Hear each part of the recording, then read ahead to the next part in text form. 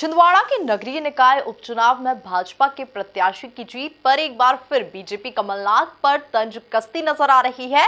इस पर पूर्व मंत्री दीपक जोशी ने कमलनाथ का बचाव बड़े ही सधे हुए अंदाज में किया। इसके साथ ही उन्होंने कमलनाथ को एक विजनरी नेता करार दिया। दीपक जोशी ने अपने बयानों में कांग्रेस नेताओं को चुनावी हिंदू कहने पर भी आपत्ति दर्ज कराई है और इसे महज आरोप करार दिया। देखिए इसी पर हमारी एक खास रिपोर्ट। छिंदवाड़ा नगर निगम उपचुनाव में भाजपा की बड़ी जीत। बीजेपी के निशाने पर आए पीसीसी चीफ कमलनाथ। पूर्व मंत्री दीपक जोशी ने किया कमलनाथ का बचाव। कमलनाथ को बताया बड़े विजन वाला नेता। कांग्रेसियों को चुनावी हिंदू कहने पर जताई आपत्ति। दरअसल छिंदवाड़ा में नगरीय निकाय चुनाव का उपचुनाव हुआ था। इसमें करीब 62% वोट लाकर चुनाव जीता था। इस पर बीजेपी नेताओं के निशाने पर कमलनाथ आ चुके थे, जिसको लेकर पूर्व मंत्री दीपक जोशी ने सतवास उपचुनाव का जिक्र किया और कहा कि वहां पर 50 सालों में पहली बार कांग्रेस को जीत मिली है, इसीलिए गढ़ होने की बात कहना बेमानी है। देखिए, छिंदवाड़ा के परिणामों पर अगर चर्चा होती है तो बागली विधानसभा जो जनसंघ और भाजपा का गढ़ रहा, लगभग 50, 55, 60 साल से वो अवैध गढ़ है, आज उसके सतवास नगर परिषद का भी परिणाम आया। वहाँ के तत्कालीन नगर परिषद अध्यक्ष श्री जयनारायण यादव के निधन के कारण वो सीट रिक्त हुई थी।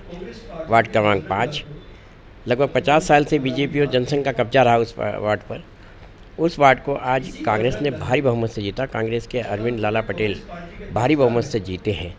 तो ऐसे दृष्टिकोण में मैं तो ये कह सकता हूँ कि अवैध गढ़ जिसे बागली को मेरे कांग्रेस में आने के बाद लगातार बीजेपी और बीजेपी के कार्यकर्ता और संगठन के लोग ये कहकर कि हम इसको एक टारगेट पे लेकर काम कर रहे हैं।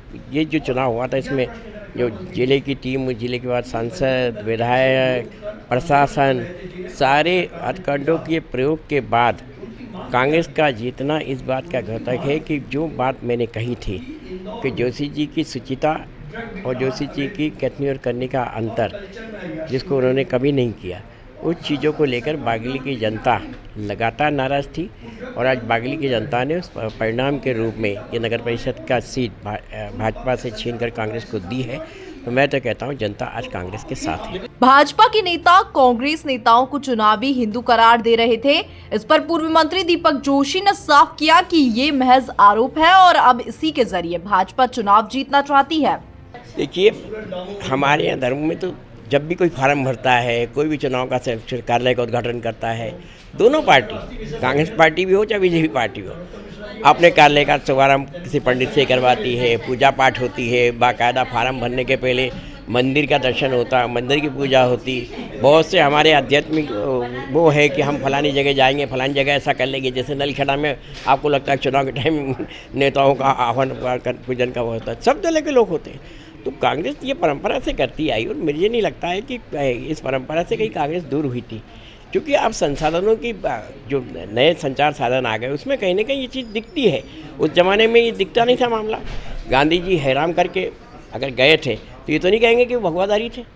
तो इसी दृष्टिकोण में इस चीज़ों को बनाना, राजनीति में खास करके धर्म को लेकर एक भ्रम का जाल पैदा करना, ये शायद कांग्रेस के विरुद्ध बीजेपी का एक बहुत बड़ा प्रोपेगेंडा। मैं तो इसे प्रोपेगेंडा ही कहूँगा, क्योंकि आज आपने देखा कर्नाटक में किस प्रकार जनता ने माननीय प्रधानमंत्री जी जैसा व्यक्तित्व, विकास की बात नहीं करते हुए अगर भगवान की बात करते हैं और भगवान ये कह गए कि कर्म की बात करो, तो कर्म की बात नहीं होती है। सिर्फ भगवान के जैसे चुनाव नहीं जीते जाते, कर्मों से चुनाव जीते जाते। तो हम कर्म प्रधान देश में हैं, जहाँ कृष्ण ने ये कहा है कि कर्मण्यवादी करते, तो उस देश में हम रहे हैं। तो कर्मों को करके हम चुनाव लड़ें, हम धर्मों के आधार पर चुनाव नहीं लड़े। मेरे ख्याल से जनता ने कर्नाटक में स्पष्ट संदेश दिया और आगामी चुनाव में भी ये बात अब कहीं नहीं चलेगी। और जहाँ बीजेपी में जो स्पष्ट रूप से कहीं न कहीं जो आरोप लगाना चाहिए, या तो आरोपों का अभाव है उनके पास, या उनको लगता है कि हमारे पास एकमात्र हथियार यही है, इसका उपयोग करके हम फिर से सत्य हत्या लेंगे, तो वो मेरे ख्याल से अब संभव नहीं है। दीपक जोशी ने कमलनाथ को एक विजन वाला नेता करार दिया है और उनके बारे में फैलाने वाली बातों पर अपनी आपत्ति दर्ज कराई है। Bureau report, MP news, Bhopal.